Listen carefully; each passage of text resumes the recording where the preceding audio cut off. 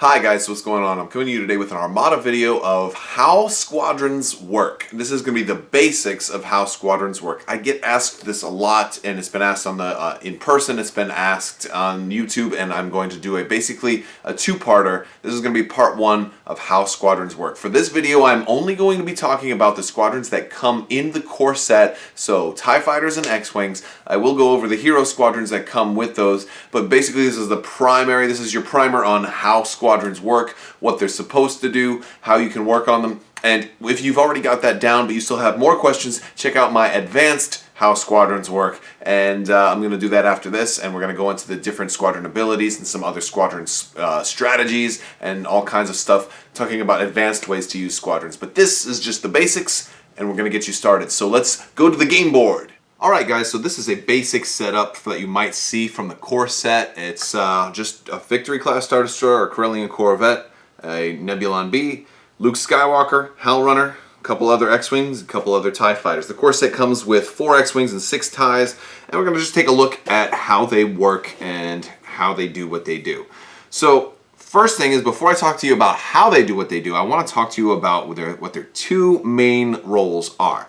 One main role is that the X-Wings want to be able to come and take a bombing run on the Star Destroyer. Basically, squadrons would like to be able to attack other ships because that's how you win. You kill the other person's ships. If you kill all their squadrons, that doesn't win you the game. You win the game when you kill all of their ships, or at the end of round 6. So these X-Wings want to be able to come take a shot at this Star Destroyer. They roll 1 red die each, and they want to do that. Well, although Luke rolls a black die, but we'll talk about that in a minute. Now what I can do is I can use my TIE Fighters for defense. By just putting 1 or 2 up in front of my Star Destroyer, I will stop the X-Wings from being able to attack me. Why is that? Because of our range ruler. So while one side is ships, the other side is the squadron side, and any enemy squadrons who are at distance 1 of an enemy squadron have to attack another squadron first. So instead of just saying enemy squadrons, because I'm playing both sides here, I'm going to say any X-Wing that's within range 1 of a TIE Fighter has to attack a TIE Fighter before it can attack the Star Destroyer. Any TIE Fighter that's distance 1 of an X-Wing has to attack the X-Wing before it can attack one of the Rebel ships. So if they're in distance 1 of each other, then they are basically dogfighting. They cannot move, they cannot shoot a ship, and when I say ship, I mean capital ships. They cannot shoot a ship, and they cannot move. They have to attack squadrons, and that is the basic way you would have a defensive screen. So again, the two things squadrons will want to do in this game is attack other ships and defend their own ships as a defensive screen. So one strategy might be, oh, all these X-Wings are coming in. All right, I'll send 2 TIE Fighters here to slow you down while the other TIE Fighters go and attack the ships. Or maybe you'll leave 1 X-Wing behind as your own screen, so when I send these guys, this X-Wing comes over here to tie them up. So that's using squadrons defensively, and then the other way is, oh, after all the squadrons are dead, now all my X-Wings are going to take a bombing run on your Star Destroyer. So those are the two main reasons to have squadrons. 1, to be extra firepower against your opponent, and for 2, to defend against your opponent's squadrons. If you bring 0 squadrons to a game, you're going to have very little defense when all the X-Wings and all the other squadrons start coming after you. Alright, so now that we've got the two main functions of squadrons out of the way, I want to take a look at the squadron cards so we can get a little more detail on what comes in the core set. First, let's look at our basic squadron. So let's look at the X-Wing. So if we look at the X-Wing, we can see in the top left that it has a maximum speed of 3. That means when an X-Wing moves, it can only go up to distance 3 on the range ruler here. So that's not very far, but it's not too bad. 3 is about standard. We can also look at its hull. It has a hull value of 5. I will point out that all squadrons' hull values are also indicated on the cardboard token, so you can maneuver them and adjust it if they take damage on the fly, and that's very, very useful. Alright, next we will see their anti-squadron value. X-Wings have an anti-squadron value of 4 blue dice, and that is pretty good. Next is the anti-ship value. Even though it is a red icon, you need to pay attention to the diamond to the right of it. Now that is a red die. X-Wings will roll a red die against ships. Alright, now X-Wings have 2 abilities. One that you can largely ignore for this is called Escort. Escort basically just means you'll be protecting ships that don't have escort. So think in like a multiplayer game, the role of a tank or somebody who's taunting the other ships. However, it's useless here because every X-Wing has escort, so you don't have anyone to protect. But in theory, if you had someone who did not have escort, the TIE fighters would have to attack the X-Wings before they could attack the other ship that did not have, the other squadron that did not have escort. All right, but the important keyword on the X-Wing is bomber. Now, what bomber means is it allows the X-Wing to resolve critical hits against ships. So that is pretty important. The critical hit is got the line through it, and normally anytime a crit is rolled to or from a squadron, it is counted as a miss. So bomber is very important, especially when it applies to X-Wings, because they have 2 crits on the red die, and those would otherwise be misses. And not only does it count as an extra hit, but it also, if it goes through shields, it will be a face-up damage. So bomber is a very cool ability, and you should definitely be thankful if you're able to pull off a crit with it. All right, next let's look at the TIE Fighter card. The TIE Fighter Squadron has a higher movement value. It costs 4. It has less hull though. I'm sorry, it doesn't cost 4. It moves up to 4. It has 3 hull, so weaker than the X-Wing, but it's okay because they're cheaper also.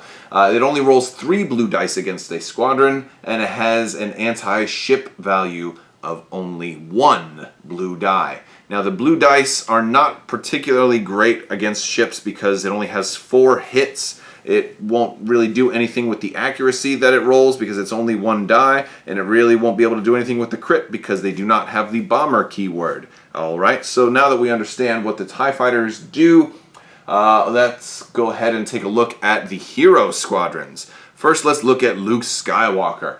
Luke Skywalker is very similar in most ways to the X-Wing squadrons that we've already looked at. He still has a movement of 3, and he still has a hull of 5, and he still rolls 4 blue dice against other squadrons, but Luke Skywalker rolls a black die against ships. He also has the bomber and escort, same keywords, but his black die against ships is really cool because the black die has a side, it has 2 sides that have a hit and a crit on them. So Luke can do 2 damage, one of them being critical, which is very, very nice when you factor in Luke's special hero ability, in that it is when he's attacking a ship, he can treat that ship as having no shields. So if, in theory, Luke were to roll a crit and a hit, they would go straight to hull. So Luke is automatically going to be able to do face-up damage to ships, and he's got a 2 out of 8 chance to do that. And then he's also got a 4 out of 8 chance of just rolling a regular hit, which is still good because that's a damage straight through the shields.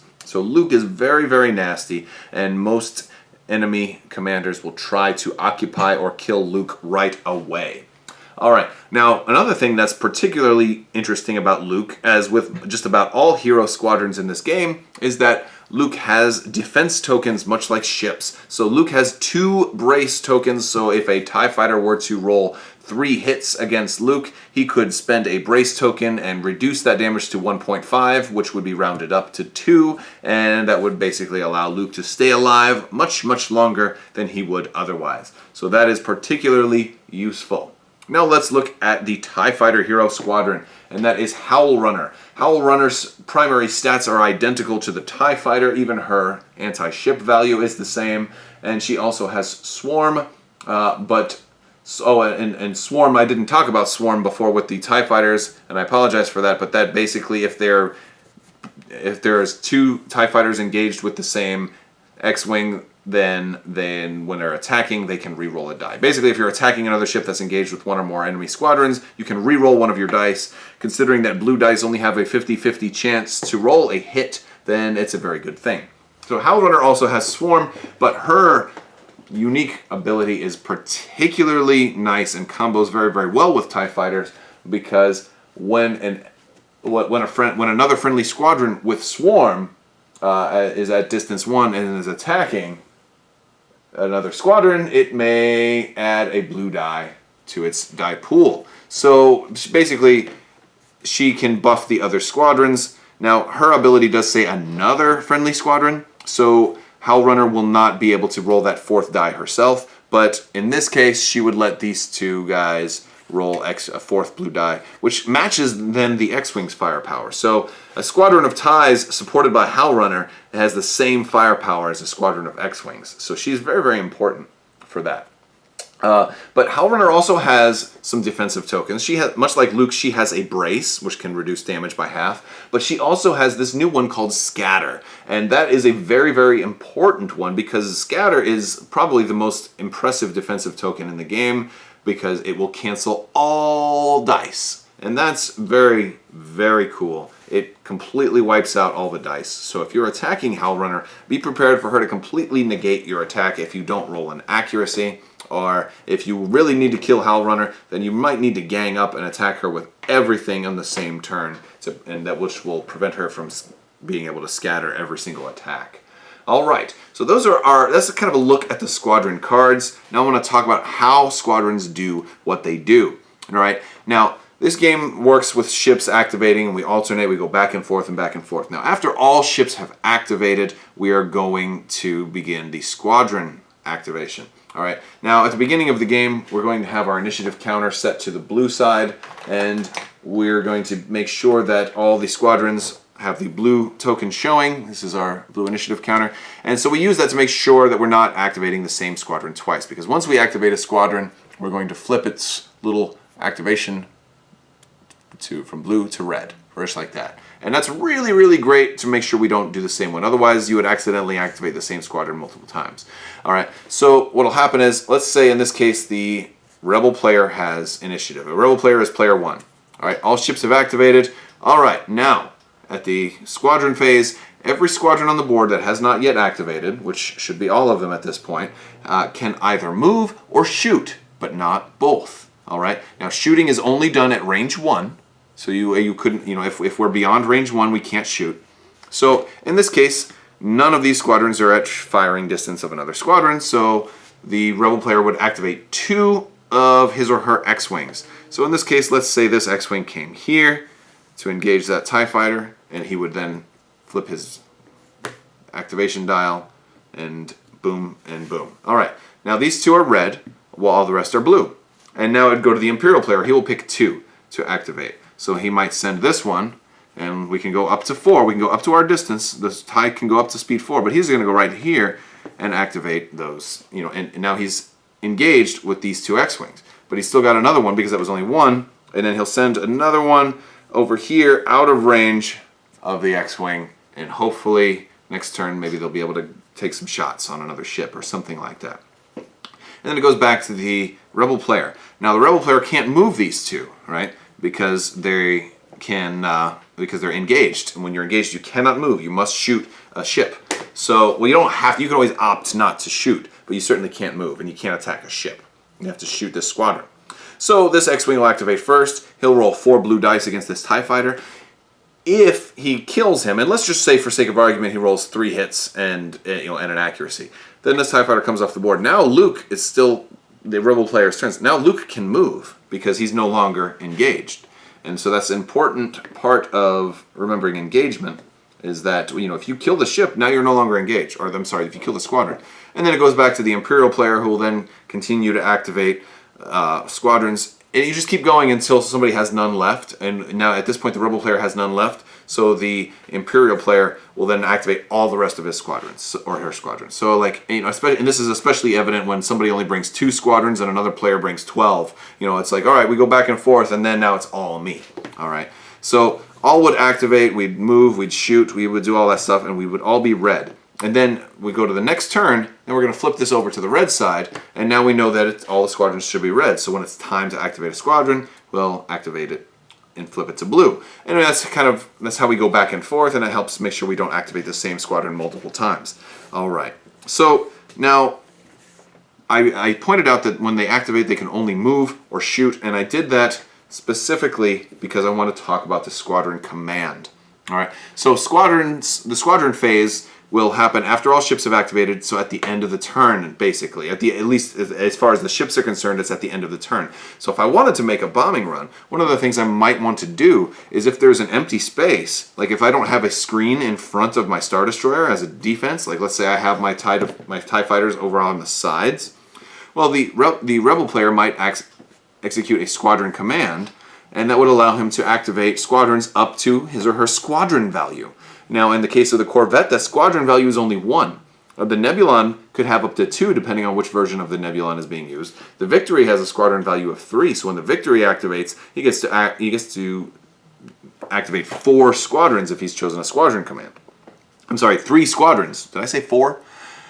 All right, I'm spouting out numbers too much here. But basically, so this will activate squadrons up to your squadron command. You do them one at a time, so you couldn't just say, all right, 3, boom, here's 3, and now we're going to shoot. You do them one at a time, and that's important because, like I said, what if all 3 are engaged? Well, I'll try to kill him. Boom. Oh, I didn't. Next one, try to kill him. Oh, I killed him. Now I can move. And the third one can then move and attack. All right, so remember engagements. And then also engagements, I'm going to talk about obstructions and how they apply to engagements after this.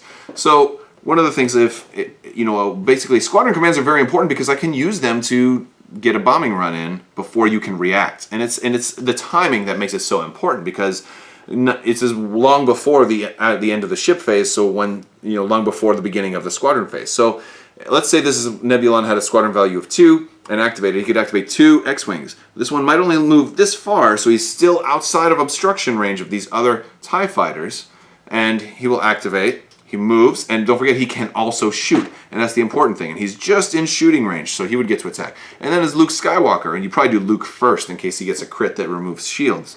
But so we would do 1 an attack, and then 2 an attack.